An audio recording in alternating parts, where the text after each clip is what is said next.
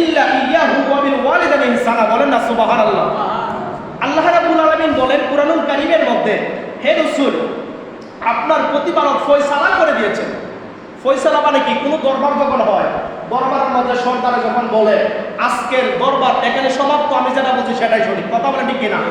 অর্থাৎ সমাপ্ত, এখানে সমাপ্ত মানে শেষ, ফয়সালা হয়ে গেছে, মীমাংসা হয়ে গেছে। আল্লাহ বলতেছে আমি ফয়সালা করে দিয়েছি। আর মৌলবী কই এখানে ফয়সালা বলা হয়েছে না, দোয়া করা যাবে না। আল্লাহ কি বলে একটু শুনেন। আল্লাহ বলেন রাসূল আমি আল্লাহ ফয়সালা করে দিয়েছি, ওয়া ক্বাদা রাব্বুকা আল্লা তা'বুদু ইল্লা ইয়্যাহু ওয়া বিল ওয়ালিদাইনি ইহসানা। আমি আল্লাহর ইবাদত করো, আমি আল্লাহর ইবাদতের পরে মা বাবার জন্য তুমি মা বাবার সাথে তুমি উত্তম আচরণ করো। সুবহানাল্লাহ বলেন। এখন মা বাবার সাথে উত্তম আচরণের কথা আল্লাহ বলছেন। এরপরে আল্লাহ রাব্বুল আলামিন বলেন ইম্মা ইয়াবলুগান্না ইনদাকাল কিবারা আহাদুহুমা আও কিলাহুমা ফালা তাকুল লাহুমা উফফিন ওয়ালা তানহারহুমা ওয়া কুল লাহুমা কাওলান কারীমা। আল্লাহ রাব্বুল আলামিন বলতেছেন শুধু তাই নয়, যদি তোমাদের মধ্যে তোমাদের মা বাবার কাছ থেকে উভয় থেকে কোনো একজন জীবিত থাকে, তাদের সাথে এমন কোনোভাবে কথা বলবে না, উফফি মানে উফ শব্দটা যেন তোমার আচরণ থেকে না হয়। সুবহানাল্লাহ বলেন। মা বাবা যেন উফ শব্দটা যেন না করতে পারে তোমার আচরণের দ্বারা, তোমার কথার দ্বারা, তোমার ব্যবহারের দ্বারা মা বাবা যেন উফ শব্দটা যেন না করে। আর অনেক বাদাম আছে মার আলাদা করে বড় নেয়, আছে কি নাই? কথা বলেন আছে কি নাই? বলে হুজুর আপনি তো কড়া ভাষায় বলেন কেন? আমি এতটুকু বলেছি আল্লাহ এর সাথে আরো কড়া বলেছে। আমি যতটুকু বলছি আল্লাহ এর সাথে আরো কড়া বলেছে। বলে কোথায়? একটু সামনের দিকে যায়।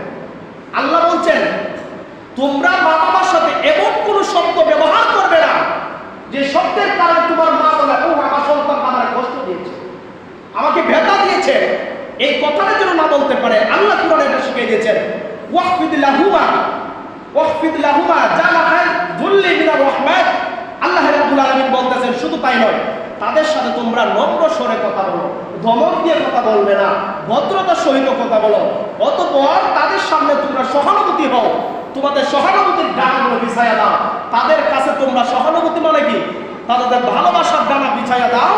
শুধু তাই নয়, তুমি আল্লাহর কাছে এভাবে দোয়া করো ওয়াকুর রাব্বিরহামহুমা কামা রাব্বায়ানি সগীরা, যে আল্লাহ আমি যখন শৈশবে ছিলাম, আমি যখন ছোট ছিলাম, আমি যখন শিশু ছিলাম, আমার মা বাবা আমাকে লালন করেছে, পালন করেছে, কষ্ট করেছে, আমাকে বড় করেছে, আমাকে খাওয়াইছে, আমাকে পড়াইছে। আজকে আমার মা বাবাকে তুমি আমাকে যেভাবে মা বাবা লালন করেছে আল্লাহ তুমি আজকে তাদেরকে দেখবা। বলে না সুবহানাল্লাহ। আল্লাহ এভাবে শিখাই দিয়েছে মা বাবার সাথে এইভাবে ব্যবহার করো। এখন আসেন ব্যবহার করলে, ব্যবহার যদি আমি তো বললাম এই বাজারটার গোষ্ঠী আছে কিছু মার আলাদা রাখে, বাবার আলাদা রাখে। বাবা যদি একটা কথা তাই সহ্য হয় না, বাবার কথা এটা আলাদা হয়ে যায়। কথা বলে ঠিক না বেটি? আছে কি নাই? এই সমাজে যদি কেউ তাকে আমি হুঁশিয়ার করে দিচ্ছি, ইমাম সাহেবের পিছনে আইসা আল্লাহু আকবার বলে জুমার নামাজ পড়ে জান্নাত পায় লাগা, মার কলিজায় কষ্ট দিয়া এইরকম মাঝে মাঝে নামাজ আল্লাহ কোনোদিন কবুল করবে না। কথা বলে ঠিক কিনা? সোজা কথা, তাদের নামাজ কোনোদিন আল্লাহ কবুল করবে না, মা তারা কষ্ট দেবে।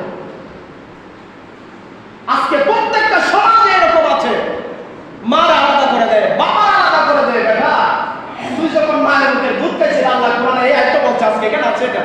আল্লাহ কোরআনে বলছে 2টা বছর তুমি মায়ের মুখে দুধ পান করছো, 2টা বছর তুমি মায়ের মুখে দুধ পান করে তুমি বড় হয়েছো, তারপরে তুমি কাটা শুরু করছো আস্তে আস্তে। এত কষ্ট করছে, তোমার মায়ের দুধের এক ফুটো দাম যদি তুমি গায়ের চামড়াগুলো বিছায়া দাও, তোমার পক্ষে সম্ভব হবে না। মায়ের পায়ের জুতা যদি বানাইয়া দাও, তোমার চামড়াগুলো উঠাইয়া শরীর থেকে, মা যদি ওই জুতা দিয়ে যদি হাঁটে, তুমি যদি মনে করো মায়ের দাম ঋণ শোধ করে ফেলেছ, অসম্ভব। আল্লাহ রাসূল বলেন এক ফুটা দুধের ঋণ হবে। কোথায় আজকে আছি আমরা সমাজ? এখন আসে সন্তান কেন এমন করে?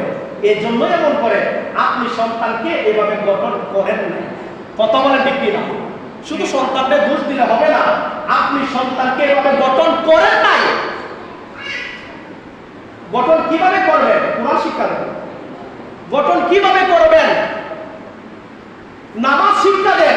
আপনি তো নামাজ আসেন না, আপনার ফুলাইলো কিভাবে? আফসোসের বিষয় আজকে এতদিন হলো আপনাদের মসজিদে আসলাম, জুমার দিন আপনারা এতগুলো মানুষ 5 ওয়াক্ত নামাজে আমি 5 জন আর 6 জন যারা রেগুলার, তারা ছাড়া নতুন কোনো আইডিয়া বের দেখি না, নতুন কোনো নামাজি চেহারা দেখা যায় না।